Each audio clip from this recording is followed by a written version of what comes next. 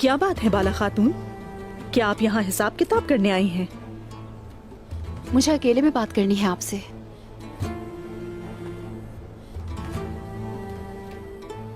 मुझे जरा जल्दी है बाला खातून।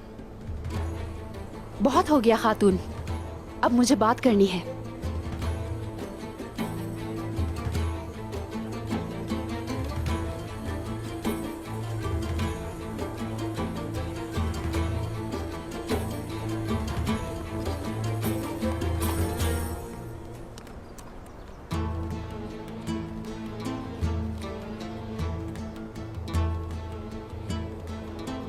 आपने मेरा रास्ता क्यों रोका बाला खातून?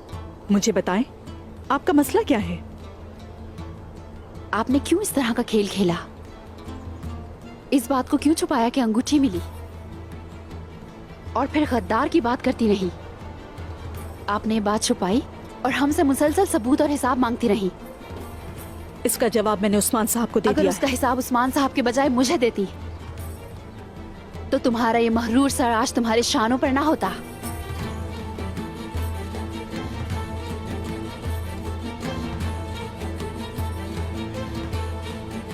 चलो हम जा रहे हैं।